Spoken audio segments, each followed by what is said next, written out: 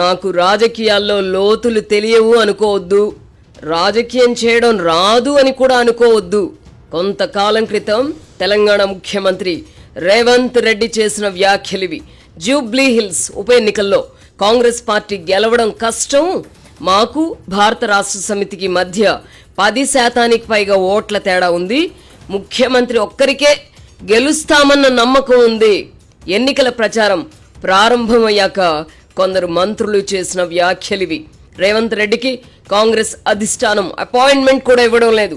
నమ్మి ముఖ్యమంత్రి పదవి కట్టబెడితే రేవంత్ రెడ్డి పార్టీని నాశనం చేస్తున్నాడు అని ఏఐసిసి అధ్యక్షుడు మల్లికార్జున ఖర్గే చిరాకు పడుతున్నారు.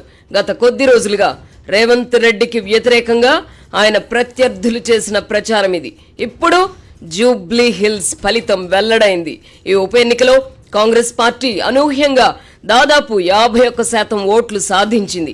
దాదాపు 25,000 ఓట్ల మెజారిటీతో కాంగ్రెస్ అభ్యర్థి నవీన్ యాదవ్ విజయం సాధించారు. తనకు రాజకీయాల్లో లోతులు తెలియవని హేళన చేసిన వారికి ముఖ్యమంత్రి రేవంత్ రెడ్డి ఈ విజయం ద్వారా తానేమిటో సమాధానం చెప్పారు. బీహార్ అసెంబ్లీ ఎన్నికల్లో కాంగ్రెస్ పార్టీ దాదాపుగా మట్టి కరిచిన తెలంగాణలోని జూబ్లీ హిల్స్ ఉప ఎన్నికలో భారీ మెజారిటీ సాధించడం ద్వారా రాజకీయాలు చేయడంలో తాను ఆరితేరానని రేవంత్ రెడ్డి రుజువు చేసుకున్నారు. గత శాసనసభ ఎన్నికల్లో హైదరాబాద్ మహానగరంలో కాంగ్రెస్ పార్టీ చతికిల పడిన విషయం తెలిసిందే. అంతకు ముందు జరిగిన గ్రేటర్ మున్సిపల్ ఎన్నికల్లో కాంగ్రెస్ ఓటు బ్యాంకు 10% దిగువకు పడిపోయింది. పార్టీ కార్యకర్తలు చెల్లాచెదురయ్యారు.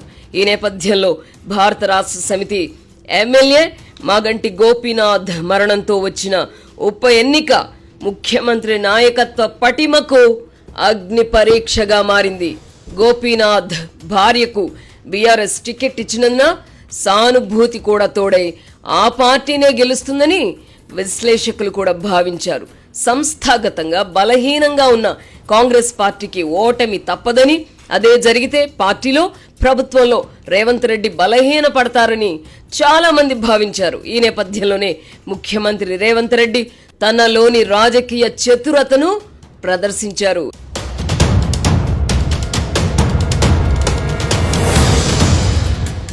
ఎన్నికల షెడ్యూల్ వెలువడక ముందే మజ్లిస్ పార్టీతో అవగాహన కుదుర్చుకున్నారు. ఆ పార్టీ సూచన మేరకు నవీన్ యాదవ్ కు పార్టీ టికెట్ ఇవ్వాలని చెప్పి కాంగ్రెస్ అధిష్టానాన్ని ఒప్పించారు. జూబ్లీహిల్స్ అభ్యర్థి విషయమై మీడియాలో వచ్చిన ఊహాగానాలతో నిమిత్తం లేకుండా నవీన్ యాదవ్ అభ్యర్థిత్వాన్ని సైలెంట్ గా చాలా ముందుగానే ఖరారు చేయించుకున్నారు.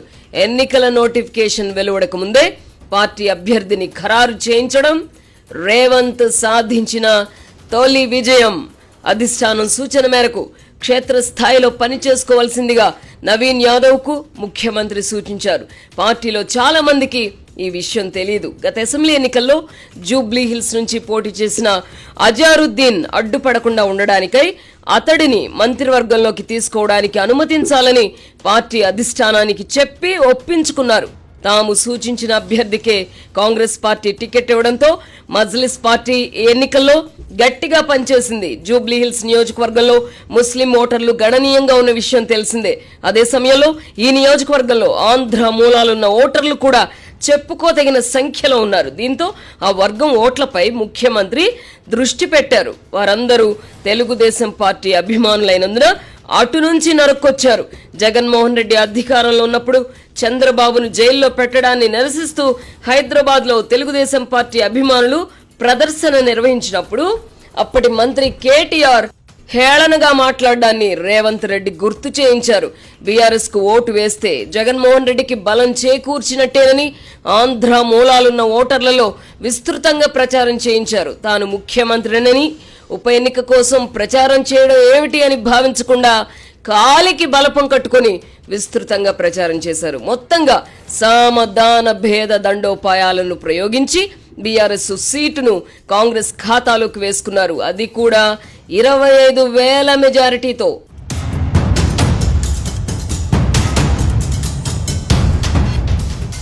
ప్రధాన రాజకీయ ప్రత్యర్థైన బీఆర్ఎస్ అతి విశ్వాసంతో ఉండగా ముఖ్యమంత్రి రేవంత్ మాత్రం గెలుపే లక్ష్యంగా పనిచేశారు.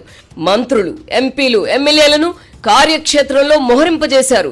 ఈ ఎన్నిక గెలవడం కష్టమని భావించిన మంత్రులు, ఇతరులకు కూడా తన సత్తా ఏమిటో రుజువు చేసి చూపారు. కాంగ్రెస్ అధిష్టానం వద్ద రేవంత్ రెడ్డి పరపతి పడిపోతోందని ప్రచారం చేసిన వారికి కూడా ఈ విజయంతో సమాధానం చెప్పారు. రేవంత్ రెడ్డి ప్రభుత్వంపై ప్రజల్లో తీవ్ర వ్యతిరేకత ఏర్పడిందన్న ప్రచారం గత కొంతకాలంగా జోరుగా జరుగుతోంది. ఈ పరిస్థితుల్లో ఈ ఘన విజయం కాంగ్రెస్ పార్టీకేమో గాని రేవంత్ రెడ్డి ప్రతిష్ట అమాంతం పెరగడానికి దోహదం చేసింది. ఇటు ప్రభుత్వంలో అటు పార్టీలో రేవంత్ పట్టు సడలుతోందన్న అభిప్రాయం కూడా ఈ మధ్యకాలంలో బలంగా వినిపించింది. వైఎస్ రాజశేఖర్ రెడ్డి వల్లే రేవంత్ రెడ్డి పార్టీ పైన, ప్రభుత్వం పైన పట్టు సాధించలేకపోయారన్న అభిప్రాయం కూడా వ్యాపించింది.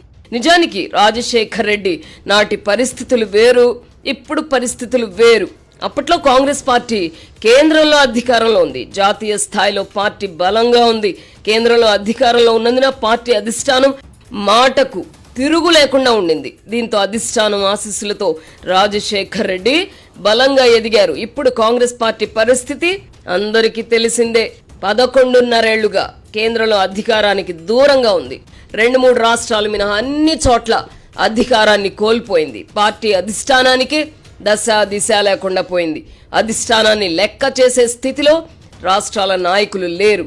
బీహార్ ఫలితాల తర్వాత కాంగ్రెస్ పరిస్థితి మరింత దీనంగా మారే అవకాశాలు లేకపోలేదు. ఈ నేపథ్యంలో కాంగ్రెస్ పార్టీలోకి కొత్తగా వచ్చిన ముఖ్యమంత్రి అయిన రేవంత్ రెడ్డి పార్టీ పైన, ప్రభుత్వం పైన పట్టు సాధించడం ఆషామాషి విషయం కాదు.